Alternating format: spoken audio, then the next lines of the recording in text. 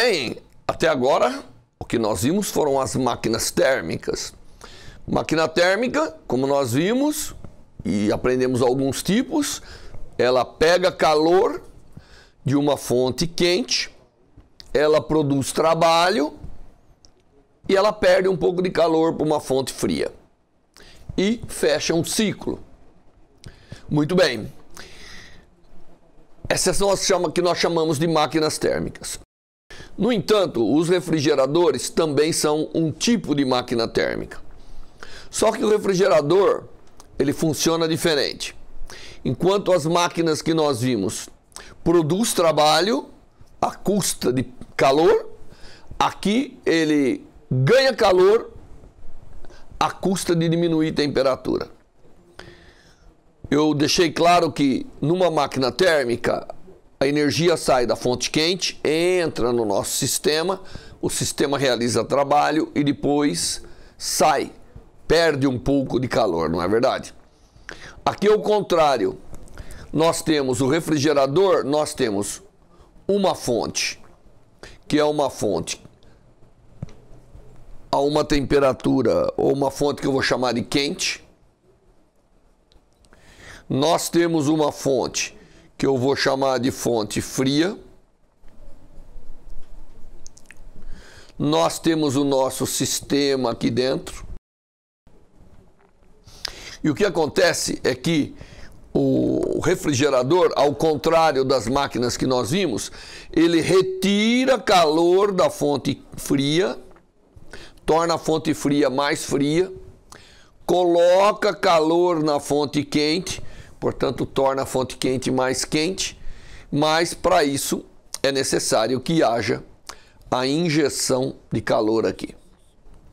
Então esse é o refrigerador. O refrigerador, ele torna o frio mais frio, por isso que a gente põe a água lá aqui a 20 graus, ela vai congelar e ela joga calor para a fonte quente, tá certo? Novamente, aqui tem uma temperatura fria, tem um calor que nós chamamos o calor frio trocado, aqui tem o calor quente trocado e o trabalho. Então, é um pouquinho diferente um refrigerador daquela máquina térmica que nós estávamos vendo, tá certo? Porque agora o frio torna mais frio e o quente torna mais quente. Por isso que no refrigerador que você tem na sua casa, enquanto lá dentro as coisas estão gelando, lá fora, atrás, algo está aquecendo, né? O ar, ele tem um trocador de calor ali. Muito bem. E daí, alguma coisa muda? Na verdade não, as coisas não mudam muito, né? Porque se você vê, é uma operação reversa. Isso aqui é o reverso da máquina térmica que nós vimos. E o Carnot pensou muito nisso, né? E nós vamos ver. Mas, enquanto nós falávamos lá da eficiência da máquina térmica, aqui a gente fala também de um tipo de eficiência que, na verdade, é chamado de coeficiente de desempenho. O coeficiente de desempenho de um refrigerador,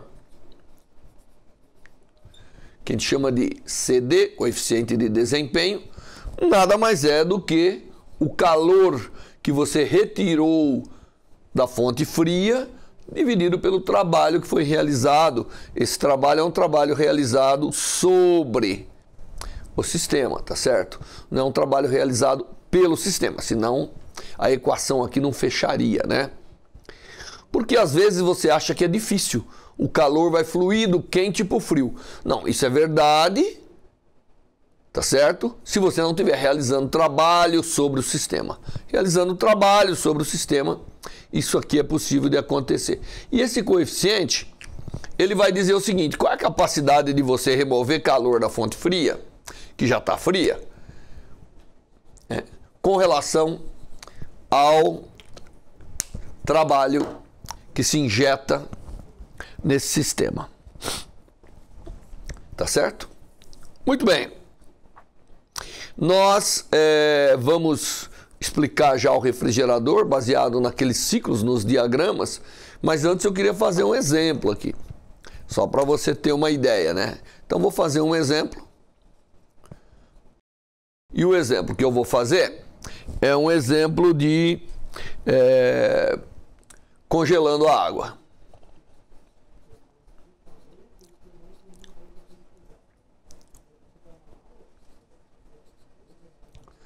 Então nós vamos pegar a água e vamos congelar a água.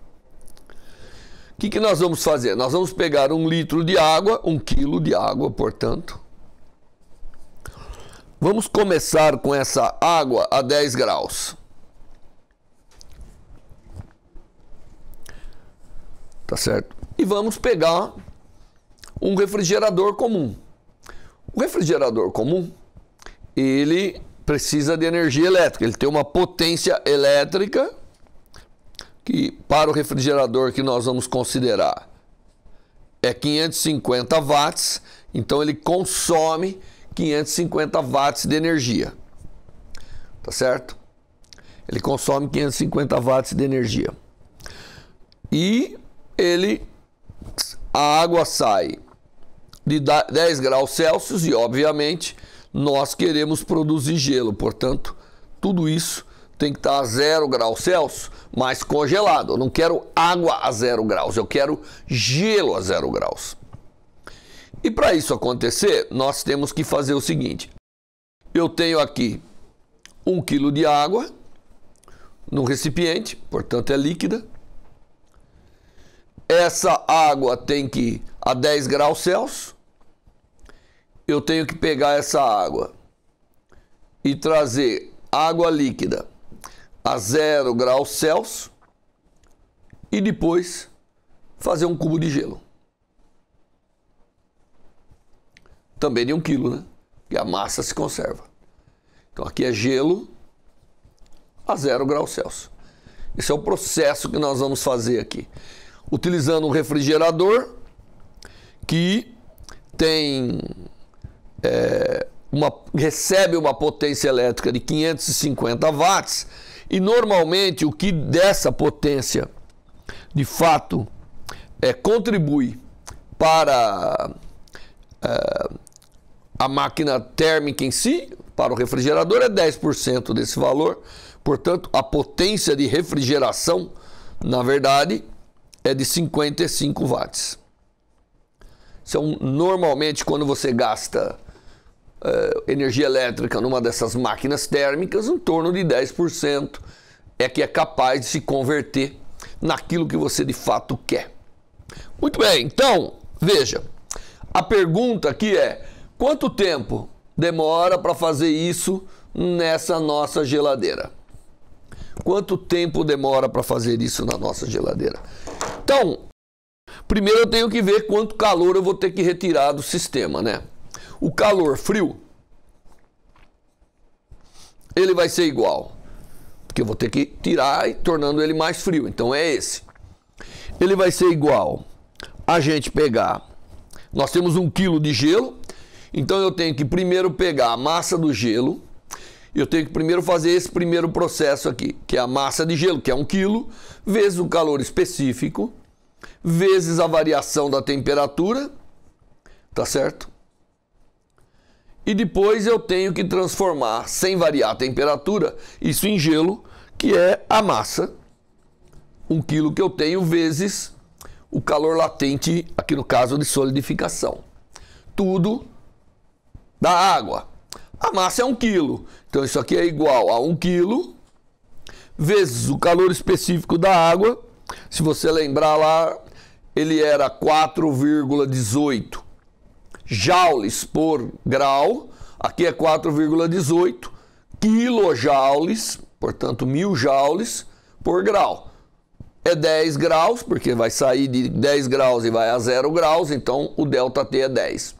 Mais 1 quilo vezes o calor latente. Se você olhar o calor latente da água, era 333,5 joules por quilo, portanto, vezes 10 a terceira quilojoules, né? Portanto, quilojoules por quilo, porque 1 quilo é 1000 gramas, então você multiplica tudo por 1000. Esse número aqui, que é o calor que eu vou ter que retirar dessa porção de água para transformar em cubo de gelo, dá exatamente, basta fazer as contas aqui, você vai encontrar 375 vezes 10 a terceira joules. Esse é o calor que eu preciso para produzir esse gelo. Então tem um calor frio, quanto eu vou ter que retirar, que é esse aqui, do meu refrigerador. Tá certo? Muito bem. E agora? Paramos por aí? Não. Vamos criar um pouquinho de espaço aqui em cima, tá certo? Então você já sabe o que eu preciso. E vou lembrar agora que a potência fornecida, né, a potência que eu sou capaz de gelar aí, ela na verdade, vezes o tempo que vai gastar, é exatamente a energia que vai ser utilizada, é o trabalho que vai ser realizado. Então, nós vimos que dessa potência 55 é utilizado, portanto, ΔT. Vou continuar aqui. ΔT vezes 55 watts, porque apenas 10% da potência elétrica é utilizada, é igual ao trabalho que eu vou conseguir fazer aqui. Tá certo? Muito bem.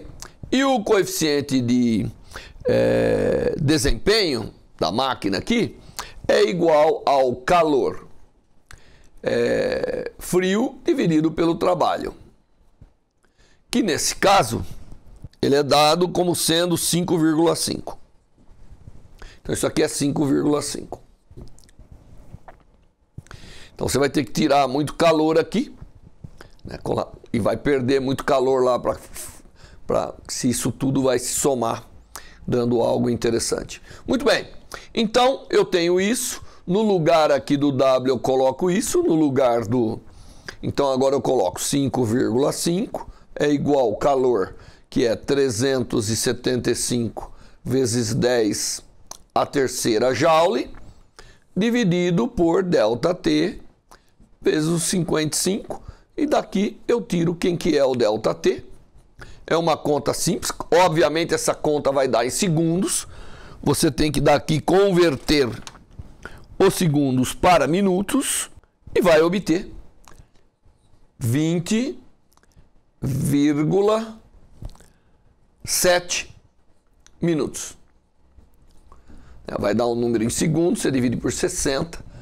Então esse é o tempo que vai demorar para que esse refrigerador consiga produzir 1 quilo de gelo. Então, normalmente, se você olhar o seu refrigerador, esses dados estão lá. Se você vai fazer um churrasco, precisa preparar gelo, então você sabe quanto tempo antes deve começar para ter o gelo a 0 graus. Tá certo? Ter a pedra de gelo. Caso contrário, você terá água gelada, que não é a mesma coisa. Você tem que gelar a água e depois deixar a mudança de estado tomar posse. Muito bem, então isso foi para explicar um pouquinho os refrigeradores. Agora eu vou mudar um pouquinho. Eu vou explicar um desses sistemas de refrigeração que chama-se ciclo de Carnot. O ciclo de Carnot é um ciclo geral para as máquinas, tá certo? Que é um exemplo importante que está presente em toda a termodinâmica. Então nós vamos ter que ver esse ciclo de Carnot. Ele recebe esse nome porque quem que inventou uma máquina que tinha esse ciclo que eu vou mostrar foi um francês chamado Carnot. Há muito tempo, claro. Como que é o ciclo de Carnot? Primeiro nós temos que mostrar fisicamente, como eu tenho feito com as outras, como eu fiz com a máquina de combustão interna, como eu fiz com o motor diesel, não foi? É mostrar fisicamente como que é esse ciclo. Então vou mostrar algumas etapas. Então eu vou desenhar aqui uma sequência de pistões que é o mesmo pistão, que vai realizar uma sequência. Tá certo? E eu vou mostrar como que acontece o ciclo de Carnot. 4 tá bom, né? Muito bem. Então, como que começa? Ele começa colocando calor aqui. Então, ele coloca aqui um reservatório quente que dá calor aqui para o sistema. E faz uma expansão, portanto, ele realiza trabalho. Então, ele estava aqui num lugarzinho, o pistão estava num lugar. Agora, ele move-se para cima. Aqui está o pistão. Então, ele moveu-se para cima. Recebeu calor, teve um trabalho realizado. Então, primeiro, que é o ciclo 1, que a gente chama, né? É de 1 para 2, quer dizer, isso aqui é uma expansão isotérmica.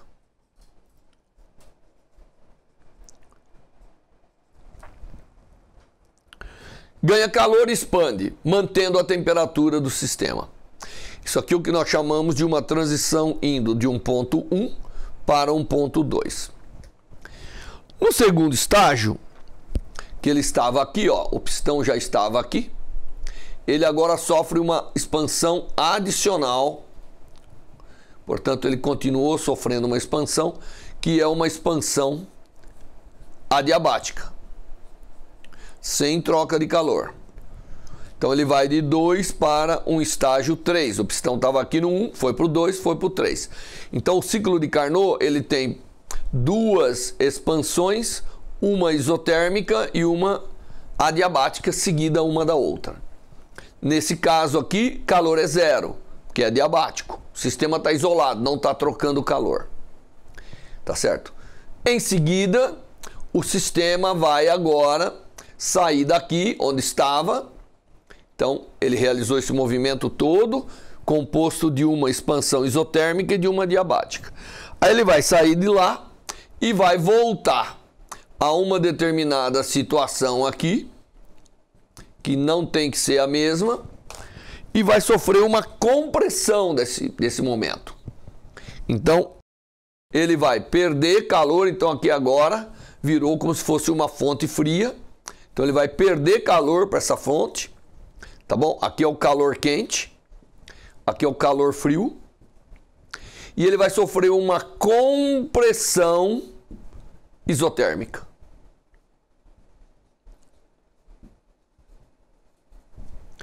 E ele vai então desse estágio 3 para um estágio 4. Tá certo? Uma compressão isotérmica. Então, alguém faz trabalho sobre o sistema de tal maneira que ele perde calor, mas a temperatura se mantém. E finalmente, ele vem aqui, volta ao estágio que era inicialmente, seguido de uma compressão adiabática,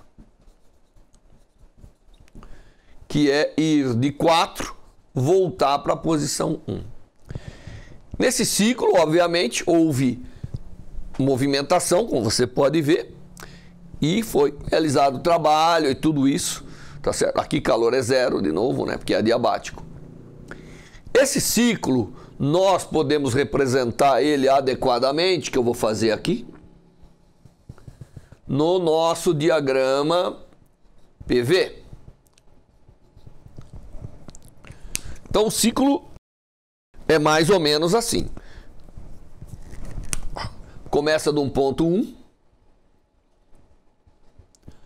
faz uma expansão isotérmica, chega ao ponto 2. Depois é seguido de uma expansão adiabática. Então aqui é isotérmica. E aconteceu em contato com uma fonte quente, portanto nós chamamos de T quente, temperatura quente. Depois sofreu uma adiabática, uma expansão adiabática, portanto a quantidade de calor trocada é zero, e veio até o ponto 3. do ponto 3 voltou para um ponto 4, novamente fazendo uma compressão isotérmica, só que agora em contato com uma superfície fria, portanto está a uma temperatura fria. Esse aqui é o 4. E finalmente chega lá em cima, tá certo? Através de uma nova compressão adiabática. Esse é o ciclo de Carnot, tá certo? Chamado ciclo de Carnot. Claro, nas adiabáticas nós sabemos que a quantidade de calor que passa é zero, né? Transfere é zero. Aqui, quando ele está em contato com a fonte fria, sai calor, portanto aqui, calor frio é o calor que sai. E quando ele está em contato com a fonte quente, nessa parte isotérmica, obviamente, entra calor. Portanto, aqui é o calor quente que entra. E trabalho aqui, como está vendo, está sendo feito em todo lugar, né? Muito bem, nós queremos resolver esse ciclo. Então, nós temos que lembrar, nós queremos calcular a eficiência do ciclo, que é igual, como nós aprendemos, 1 menos o calor frio dividido pelo calor quente. Tá certo? E junto com isso, eu posso calcular que o calor quente, ele como é isotérmica. Sendo isotérmica, o gás ideal, como eu expliquei para vocês, não varia a energia interna. Portanto, calor e trabalho são iguais aí, com sinais contrários, né? Não vamos esquecer que E é igual a W mais Q. Se isso aqui é zero, Q é menos W. Muito bem, Q é menos W. Como W é menos PDV, então isso aqui é integral de PDV. De onde? Do volume 1 ao volume 2, que é igual, nós já fizemos essa conta muitas vezes, a NR T quente, que é isotérmico, integral de dV sobre V.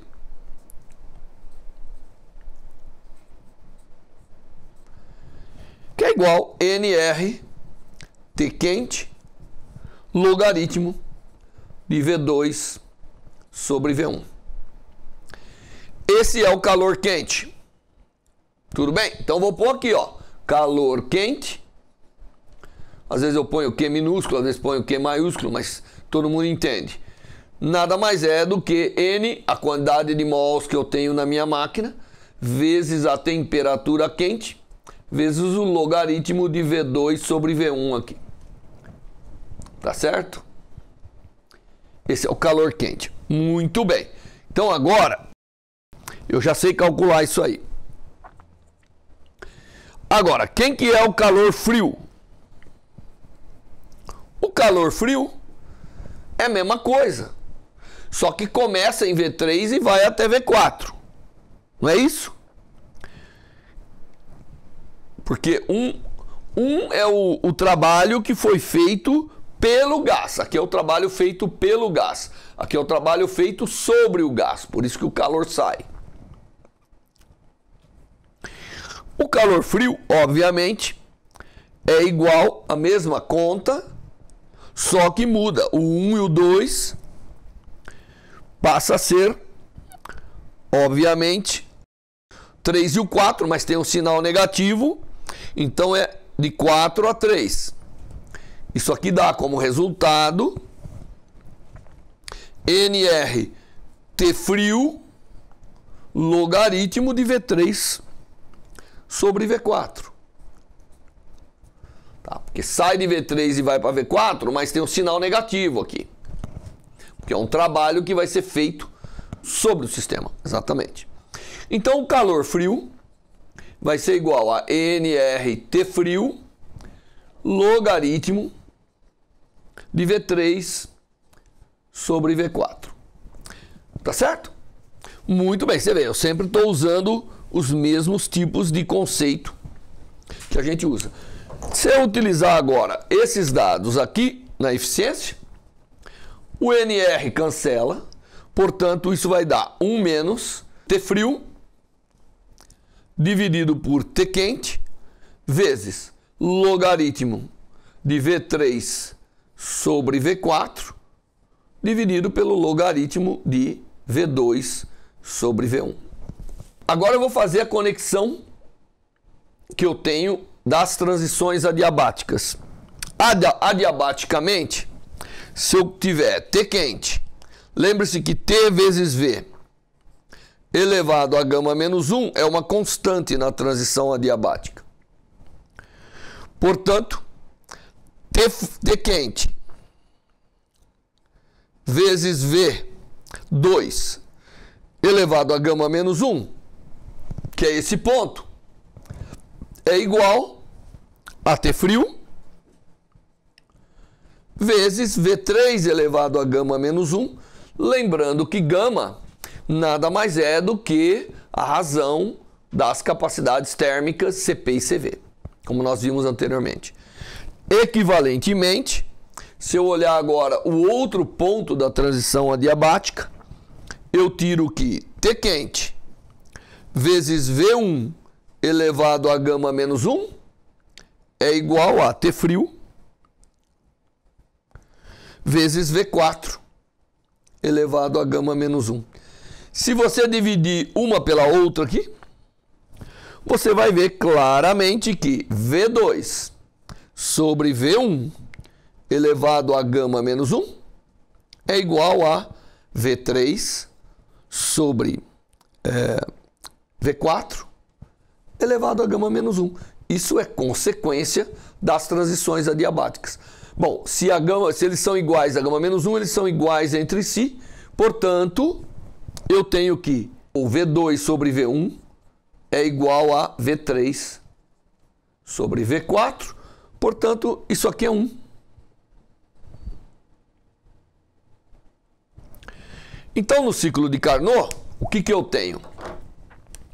Agora eu tenho que criar um pouco de espaço aqui, né? Nesse brilhante ciclo de Carnot, eu tenho que a eficiência desse ciclo é 1 menos Tf sobre T quente.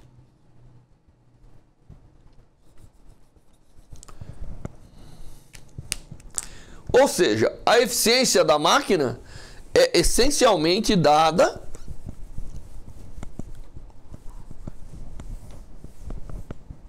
pela razão das temperaturas T fria e T quente. Como nós não vamos ter temperatura fria superior à temperatura quente, significa que isso aqui nunca é 100%. O limite seria quando eles pudessem eventualmente ser iguais e tornaria a eficiência 1, tá certo? Muito bem, então esse ciclo de Carnot é importante porque ele nos revela algo interessante, que a eficiência, né, entre fonte quente e fonte fria da máquina térmica, quando você faz esse ciclo, ele não pode de nenhuma maneira superar esse valor. E aí Carnot, olhando isso, ele pensou o seguinte: bom, uma máquina térmica é um sistema onde eu tiro energia de uma fonte quente e coloco numa fonte fria. Então o Carnot falou assim: bom, a máquina térmica, eu tiro o calor de uma fonte quente, coloco numa fonte fria, aqui está a temperatura quente e aqui está a temperatura fria, e com isso eu sou capaz de realizar calor. Se eu reverter isso, tá certo? Se eu, na verdade, der calor para a fonte quente e retirar calor da fonte fria, eu tenho que injetar trabalho aqui. Mas ele viu e falou: isso aqui é exatamente o reverso. Um sistema é o reverso do outro. Então a operação que tem aqui é uma reversibilidade. Se eu reverter o fluxo de calor e as temperaturas, né, se eu reverter as flechas, uma se transforma na outra. Aqui nós podemos colocar Tf, T frio e aqui T frio também, só para você ficar na tela.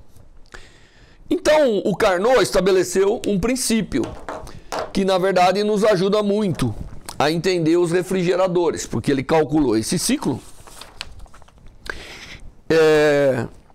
E ele disse assim: nenhuma máquina trabalhando entre dois reservatórios, então eu vou pôr aqui o enunciado de uma espécie de lei de Carnot.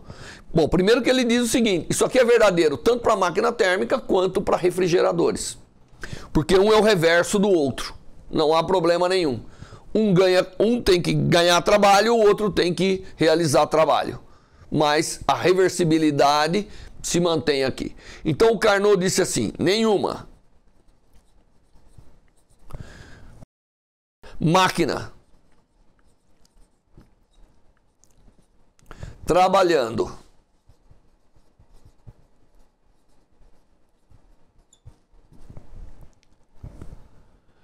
entre duas fontes ou dois reservatórios,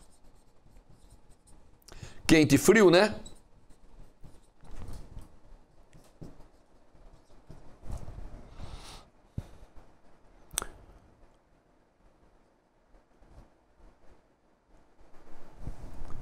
Nenhuma máquina trabalhando entre duas fontes, quente e frio, tem eficiência diferente.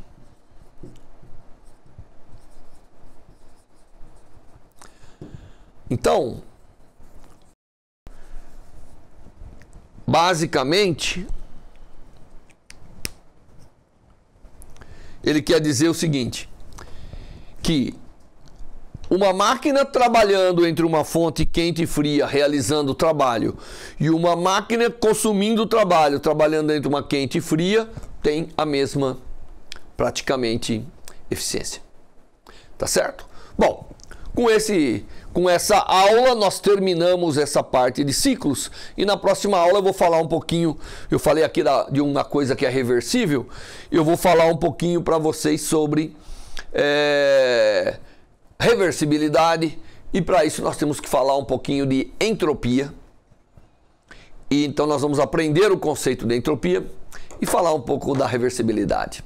Muito bem, até a próxima aula e estudem bem o ciclo de Carnot. Tchau!